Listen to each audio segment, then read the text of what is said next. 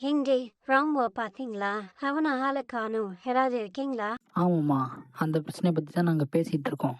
நைட்லேருந்து அவங்கள ஆள காணோம். அதனால அது எப்படின்ட்டு நம்ம பார்க்கணும். அது நம்ம அம்மாகிட்ட பேசுவோம். தேவி, நம்ம ராம்புவை இன்னைக்கு போய் அவனை கண்டுபிடிக்க போகிறோம். அப்படியே போயிட்டே இருப்போம். வர வழியில் அதிகமாக நாங்கள் சுற்றி இருக்கேன். அதனால் எனக்கு தெரியும் காட்டு விலங்குகள் அதிகமாக இருக்கும். நம்ம துன்புறுத்தாத காட்டு விலங்குகளாக பார்த்து நம்ம போவோம். ஃபஸ்ட்டு வீட்டிலேருந்து கிளம்புவோம். நல்ல திங்ஸ்லாம் எடுத்துக்கோவோம். ஹாய் கீதா, ஹாய் கோவல், எப்படி இருக்கீங்க எல்லாம்? நம்மளோட ராமுவை காணோம். அதான் நாங்கள் போய் தேட போகிறோம். சீதா, ரமேஷ், என்ன சிரிச்சுக்கிட்டே வரீங்க? என்ன ஒரே குசி போடலாம்? என்ன வீட்டு படம் நீங்கள் என்ன தந்தாங்க? எங்களுக்கும் கொஞ்சம் சொல்லித்தாங்க. நாங்கள் போய் ராமுவை தேட போகிறோம். அப்பா, அவனை இன்னைக்கு எப்படியாவது கண்டுபிடிச்சிட்டு வரும். நீங்கள் சந்தோஷமா இருங்க, நாங்கள் பார்த்துக்குறோம். அத்து போங்கப்பா. காடு மலை எல்லாம் இருக்கு. வனவிலங்குகள் எல்லாம் வரும். ஜாக்கிரதையா இருக்கணும். ஓகேவா? திங்ஸ் நாங்க எடுத்துக்கிட்டீங்களா? வீட்டுக்காட்ட போட்டிட்டு வந்துட்டீங்களா? அது யார் பக்கத்துல உன்னோட நண்பரா? பார்த்து போயிட்டு வாங்க. போயிட்டு வெற்றிகரமா அந்த செயலை முடிச்சுட்டு வரணும். ஓகேவா? பாத்தியா முனுசாமி, நம்ம ஊரில் ஒரு பையன் தொலைஞ்சு போயிட்டான். அவனை தான் இப்போ தேடிட்டு இருக்காங்க. பாவம் பையன். நேற்று நைட்டு போனவனா இன்னும் காணுமா? அதை பற்றி நம்ம சீரியஸாக நம்ம ஆலோசிக்கணும். ஊர் மக்கள்லாம் கலந்து பேசணும். 2 சின்ன பசங்களே கிளம்பி போகும்போது நமக்கு என்ன, நம்மளும் சேர்ந்து போகணும். போலாம்ப்பா. இங்கே விவசாய தோட்டத்தில் இருந்த வேலையை அப்படியே நான் விட்டுட்டு வந்துட்டேன்.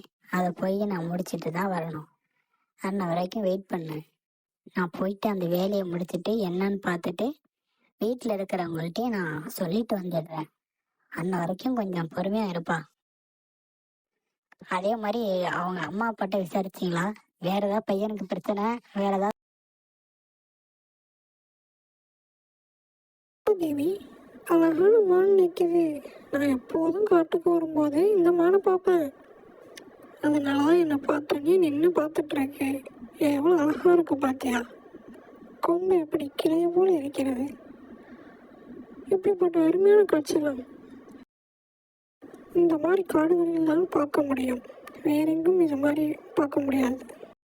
வாங்க மயில் நண்பரே, என்னோட நண்பன் முயல். பாத்தியா தேவி, அவ்வளோ அழகாக இருக்கான். சொன்னதெல்லாம் செய்வான். உட்காருனா உட்காருவான். சரிண்ணா சரிப்பா. அப்படி ஒரு அன்பு கொண்டவன் இந்த முயல். பாத்தியா தேவி, மயில் அழகாக பறக்குது. அருமையாக இருக்கு தேவி. சூப்பராக இருக்குல்ல? வட்ட வச்சுவீங்கி எவ்வளோ ரெண்டு பாரு. ஏய் பச்சை தவளை, நில்லு நில்லு. ஏய் ஏன் ஓடுற? நில்லு பச்சை தவளை, பச்சை தவளை. ஏய், இந்த நாள் கிளாஸ் ரூமில் அந்த அஜித்துங்கிறவன் ஃபன் பண்ணான் பார்த்தியா? நீ மறக்கல? அவ்வளோ பெரிய ஃபன் அது. அவன் பண்ண வேலை அப்படி. சும்மா இருக்கடானா அவனை போட்டு தலையில் தட்டிக்கிட்டு இவன் திரும்பிட்டு பக்கத்தில் அவனை போட்டு அடிக்கிறான் பாரு. என்ன ஜோக்கு! அந்த இடத்துல என்ன சிரிப்பே அடக்க முடியல. இது மாதிரி உன்னோட கதை எதாவது சொல்ல தேவி. என்னோட தோழிங்களாம் அந்த அளவுக்கு ஃபன் பண்ண மாட்டானே அன்பா. அதனால நீ சொல்றதுதான் எனக்கு சிரிப்பா வருது. நான் சொன்னா உனக்கு அது சிரிப்பா இருக்காது. சரி வாங்க, நம்ம நடந்து போயிட்டே இருப்போம். அப்புறம் நேற்று வீட்டில் என்ன குழம்பு? அப்புறம் வீட்டில் எல்லாம் என்ன பண்ணிட்டு இருக்காங்க? உங்கள் அண்ணன் எங்கே இருக்காரு? வெளியூர் போயிருக்காரா? ஆமாம் தேவி, எங்கள் அண்ணன் வெளியூர் போயிருக்காரு. ஓகேவா? உங்கள் கேர்ள்ஸில் அந்தளவுக்கு ஃபன் இருக்காதுன்னு எனக்கு தெரியும். இருந்தாலும் ஒரு பேச்சுக்கு தான் கேட்டேன் தேவி. சரி அதெல்லாம் விடு. நேற்று இந்த பையன் காண போனான்ல, அது உங்கள் வீட்டில் உங்கள் அம்மா அவன் எதோ தப்பு பண்ணிட்டான்னு அடிச்சுட்டாங்க. அந்த ஒரு காரணத்தில் வர அவன் எங்கேயும் வெளியே போயிட்டான். அவனை எப்பயாவது கண்டுபிடிக்கணும். அப்பா அம்மா அடிச்சானா அது ஏதோ நல்லது இருக்குன்னா அவன் நினச்சி கூட பார்க்கல. ஏன் அப்படி நடந்துக்கிட்டான்னு புரியலை. அப்பா அம்மா நம்ம நல்லதுக்கு தான் சொல்லுவாங்க.